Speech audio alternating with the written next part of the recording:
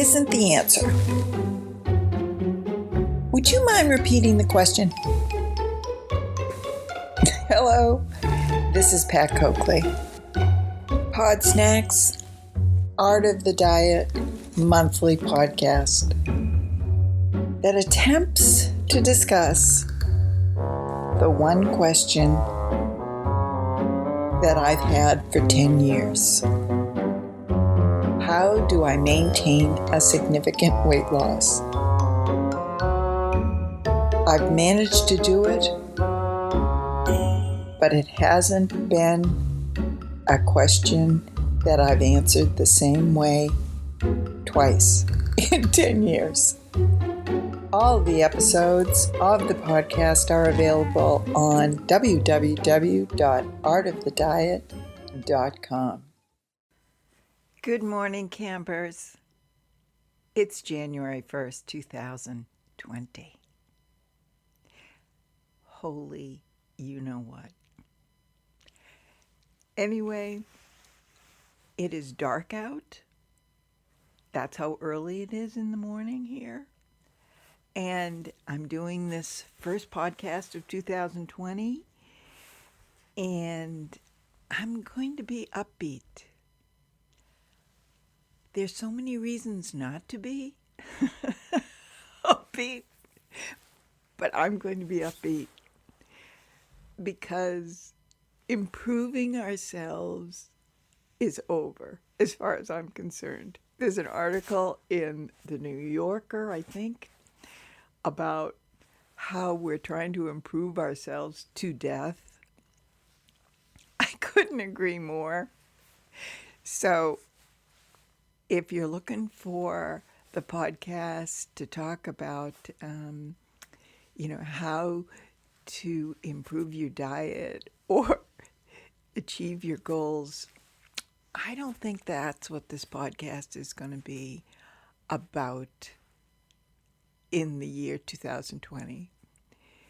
The podcast art that I attach to this particular episode, and which is on my website, www.artofthediet.com, is my calendar that I designed for 2020.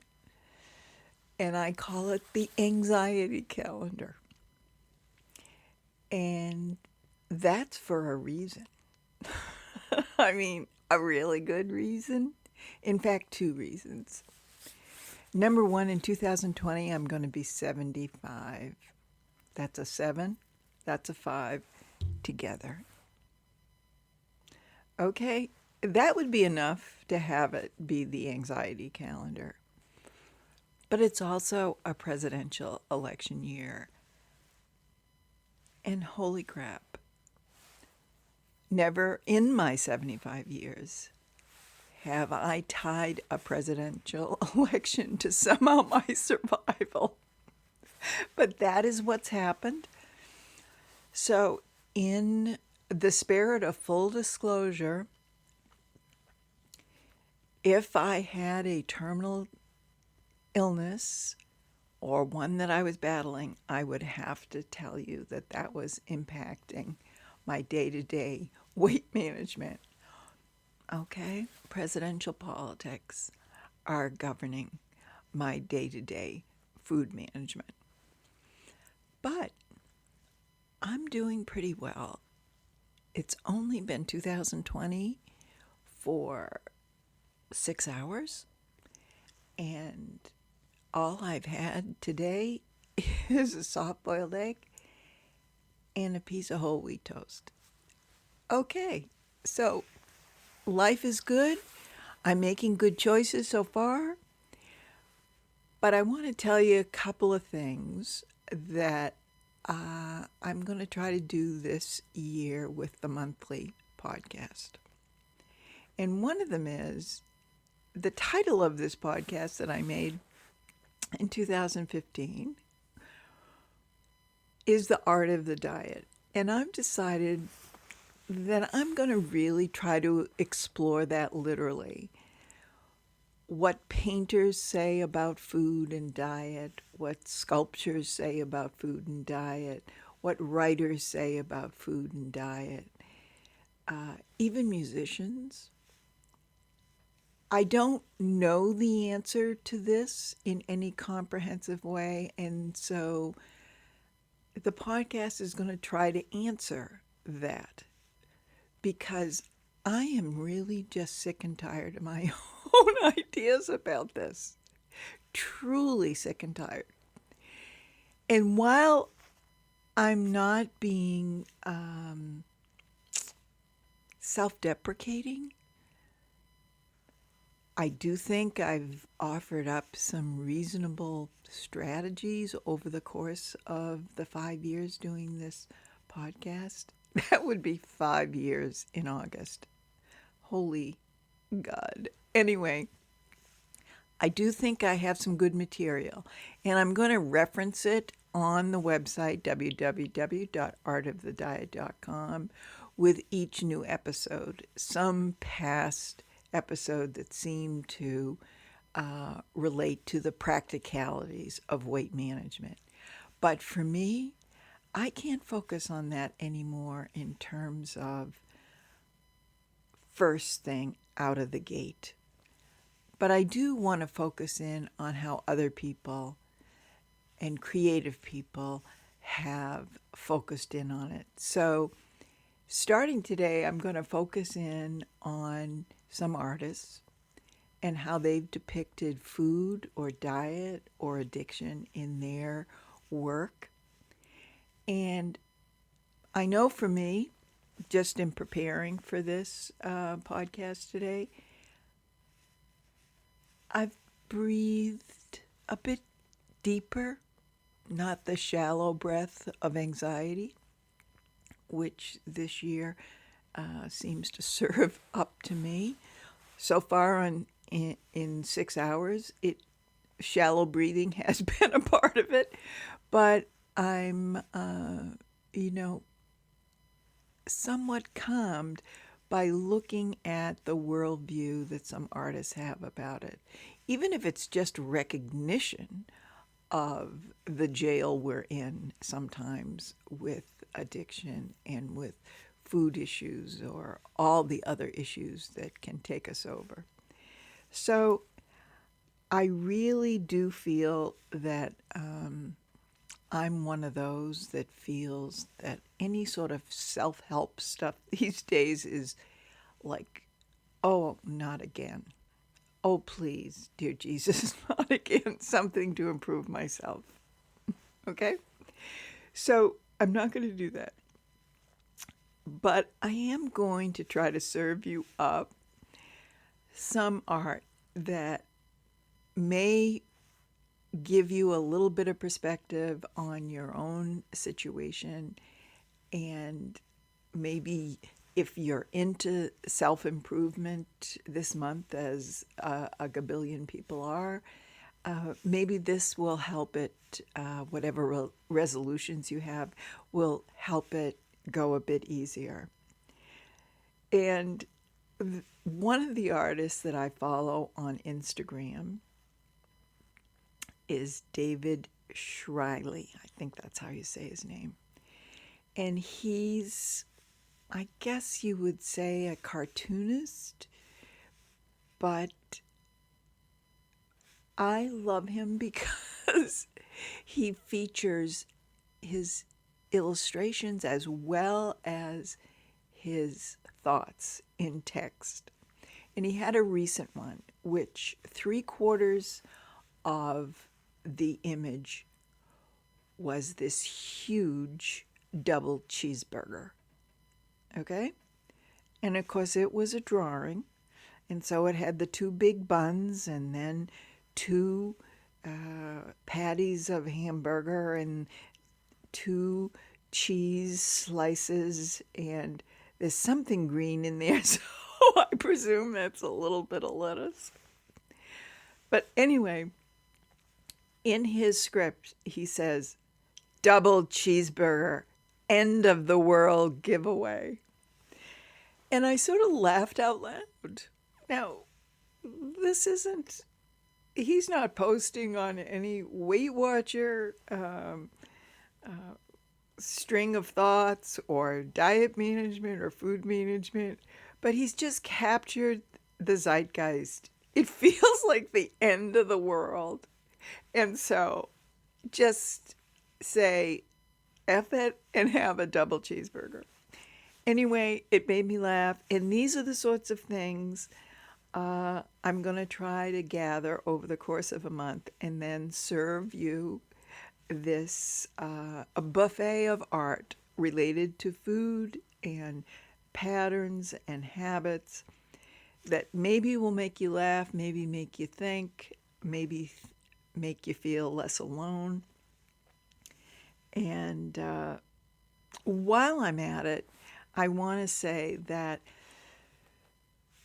I've not emphasized here in the podcast that I post regularly on 2 Instagram accounts and monthly only when this podcast comes out on Art of the Diet on Instagram. And so I just want to let you know that my personal Instagram account is at Pat Coakley, PatCoakley, and my business account is at The Photo Gardener. That's all one word. So those I absolutely post to fairly frequently. And I'm also going to be reviving my personal blog, which, believe it or not, I had started in 2008 at my patcoakley.com website. And I did it for several years and actually got some writing recognition from the National Writing Organization, and I think it was the newspaper columnist. I should have looked that up before I did this podcast. But anyway, the long and the short of it is that I did it for maybe 3 or 4 years. And the back issues are available, but you have to go looking for them on my current website, patcoakley.com. But over the next few days, I'm going to be reconfiguring the blog and the site, and I'm going to have a more frequent blog post. I don't know how frequent, but it's going to revolve a lot around all the creative tangents I go on, some for good, some for ill. And the blog is going to be about how to do some of the things that I do. If you're at all interested, it'll be about more opinions than probably this podcast can tolerate.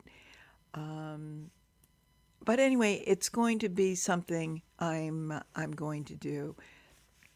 At this point in my life, verging on 75 and feeling very alarmed by the democracy I'm in, I'm just going to add to my life. Okay, it's going to be, the plus symbol on your typing keyboard. I'm going to just add things in. So the 2 things that I definitely want you to know is that this is not going to be a how-to this year, at least as I'm envisioning it. It's going to be more exploring how other creative people deal with the same issues that I've dealt with for 5 years in the podcast form in terms of self-improvement and dealing with the challenges of maintaining a weight loss. I'm going to try to take a look from other people's point of view, and I'll have links to the art on the blog post with the podcast on it. I probably will have a delay in having all those links from the time that I published this podcast, because I published the podcast first and then I try to put all the links in the actual blog post. So at any rate, artofthediet.com is going to take a bit of a turn toward other artists. And the podcast art that I have, as I said, is my anxiety calendar.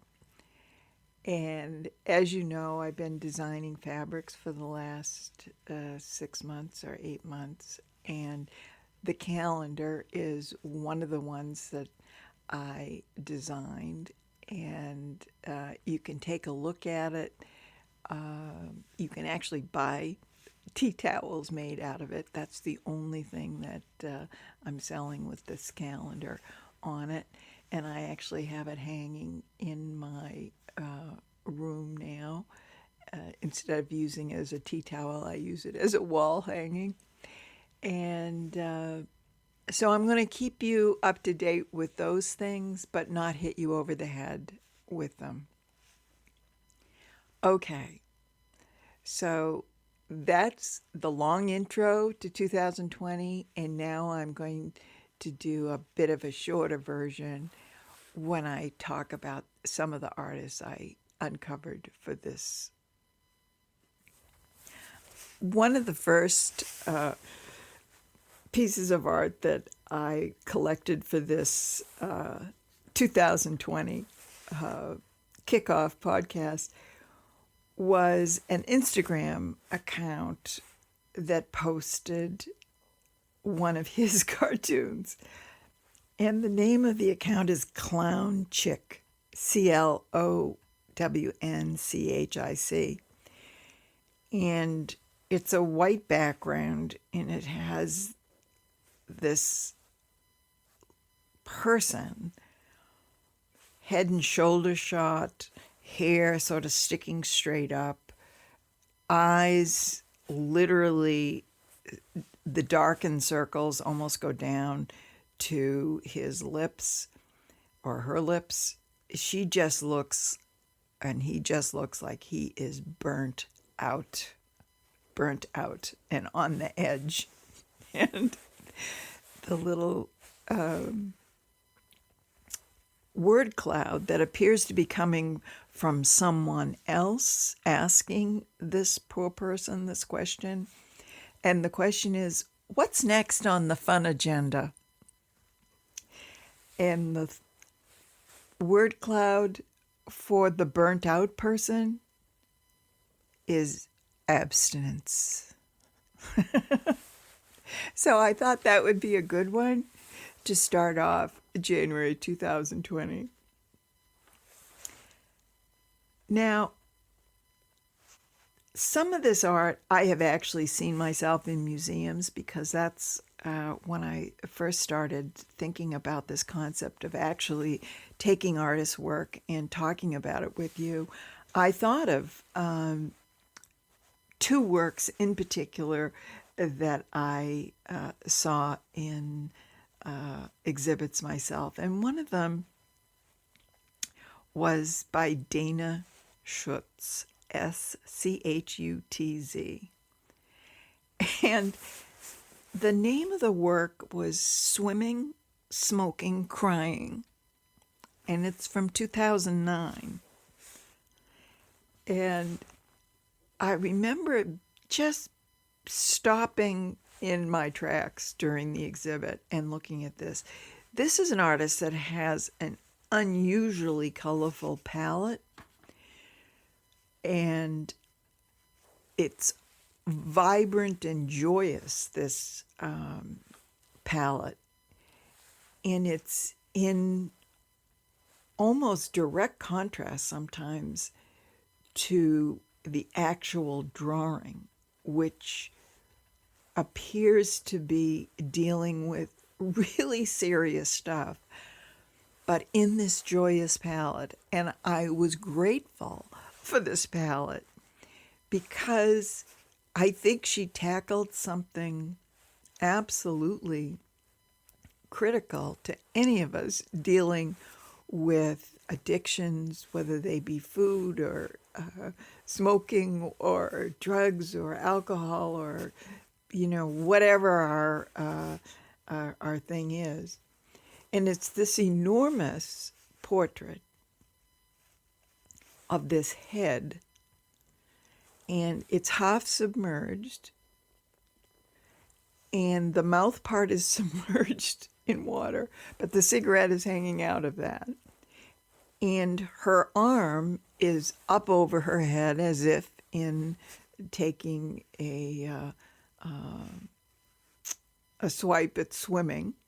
And there's clouds in the background, and her eyes are fixed and really sort of terrified eyes. And there is a sense that she's crying. She has drawn what appear to be tears. And I looked at this and I said, wow. And this was, when I first saw this was back when I was in the throes of losing weight and dealing with that part of it. And I thought, isn't this just brilliant? Because that's how you feel at times. You're swimming, you're smoking, and you're crying. Okay, all at the same time. And if I could just remember in those moments where things seem like so out of my control, that this woman chose to do it in this vibrant, colorful color palette so that there is some hope there. So Dana Schutz is her name, and hopefully by the end of the day I'll have the link to this piece up. This piece also reminded me of something that one of my favorite artists, Philip Guston, Guston, did on a very similar topic. Palette entirely different, more monochromatic with it was more like a pale pink, almost a gaudy sort of pink. And the background is all sorts of foodstuffs with knives stuck in it, or jam pots with spoons in it. And it's really 3/4 of the painting is this backdrop of food. And this man with a large jowly face and an enormous eye is on, it appears to be a bed, and just looking up at the ceiling. He's also smoking. And he's got a plate or a tray of treats on his tummy. So he looks like he's strapped in, like he can't move.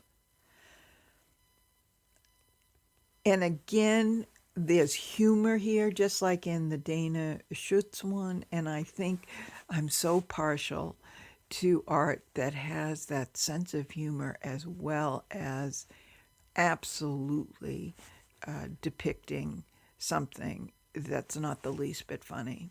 And the addictions that this man in the painting has is very clear. The food and the smoking, and the fact that he's it appears to be on a slab himself, laid down, and smoking. You just know he's counting out his life by the seconds and doesn't feel like he has any control over it. But again, the initial response to this was for me to laugh, and simply out of recognition. So I'm going to put that link up in the course of the day.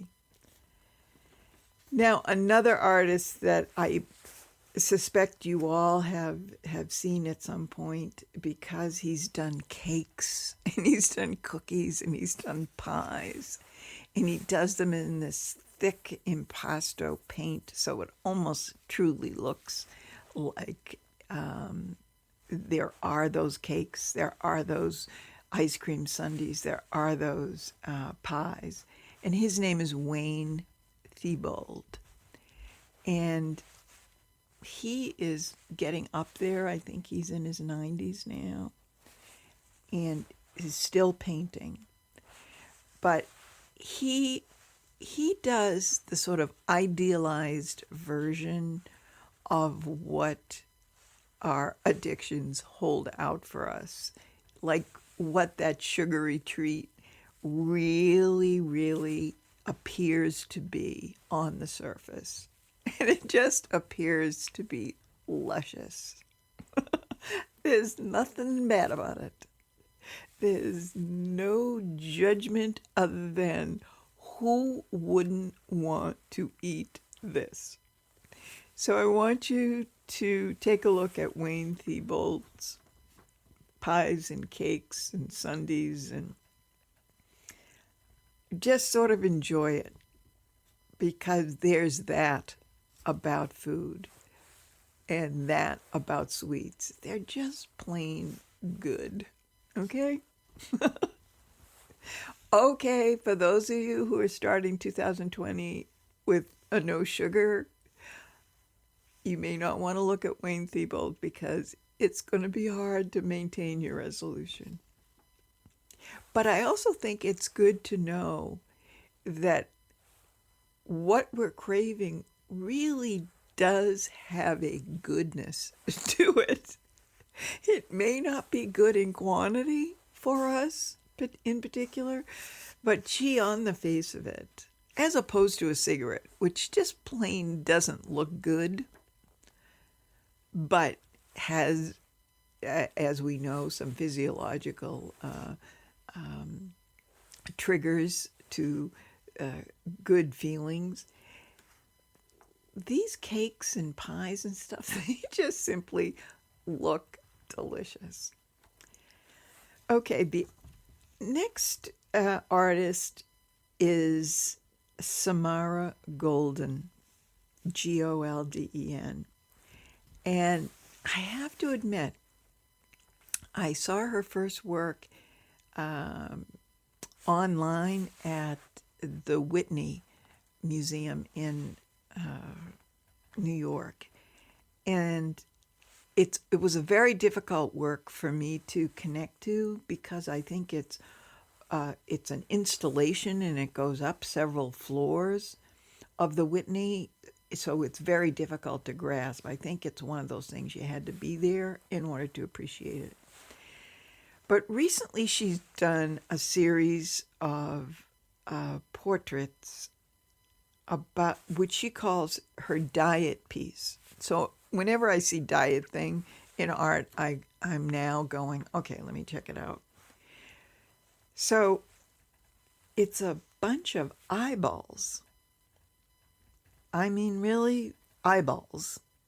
And she's sculpted them. It's not, although it may be a painting, but it may be somewhat of a three-dimensional painting. I can't tell from the online photo. So it's all these eyeballs in varying degrees of the iris being open or closed, or different colors. And then there's an ice cream cone toward the center of it. And I was looking at it and thinking, I don't know what her prompt was for naming it the diet piece, at least initially when I looked at it. I've subsequently researched her, and I suspect her interest in diet has not to do with weight control, but has to do with managing a very bad migraine condition that she has, and certain foods really trigger it, and certain foods are supposed to help her. But I think the object is the same. You're trying to figure out what works and what doesn't work, and the tension between investigating what works and what doesn't creates this, to me, all these eyeballs. You're constantly vigilant, you're constantly looking, and then that ice cream cone sort of falls into your vision and you go, oh boy, I probably shouldn't have that, but I want to. She also is someone that does installations that are instead like a dining room table with food on it, a whole meal with chairs. There aren't people sitting down at the chairs, but the table is full. And instead of having it normally placed, she places it on the wall. So the table is literally installed into the wall along with the chairs. And I thought to myself, that is so interesting, because we're normally expecting a chair to be where a chair should be, and certainly not on a wall. And a table groaning with food would not be. It's like Fred and Ginger dancing on the walls. It's like, wow. And I thought, just taking a look at a table from a different angle is helpful. Not to just always think it's the same old thing, but to take a look at it differently. So Samara Golden is someone that I think you should keep your eye on. I listened to an entire YouTube interview with her, or she was giving a talk to a visual arts association. And I must say, when you listen to an artist talk about their work, it sometimes can detract from the work itself. And I bet that's how they feel too, that they must feel, hey, I did the work, why do I have to talk about it? And I totally get it in the case of this girl, because when you see her work, it is really detailed and different, and you're allowed to sort of think your own thoughts. And when she's asked to specify what her work is about, it lands it in her head and in her neuroses and in her preoccupations and in her fears. And in some ways, a viewer of art, we just need help with our fears. and we're sorry that you've got your set that is entirely different from mine, but what you've done has helped me, and I found that listening to her, I was enormously sympathetic with her situation, but I could clearly see why artists being asked about what did this mean and what did that mean is irrelevant really to the art. So that was another little thought I had. So that is my art and review for January 2020. And I'm going to end on one that I saw myself, okay? And I could not believe it. I stood in front of it and didn't know whether to literally retch or run out of the gallery. And it was done by Goya, the Spanish painter, who is absolutely one of the most famous painters in the world, and for good reason. Oh my God, so talented. But at the Museum of Fine Arts in Boston, they had a retrospective of his works, and one of them was called Saturn devours his sun. Okay, look this up on the internet because you have to see it to understand the recoil that one has when one looks at it.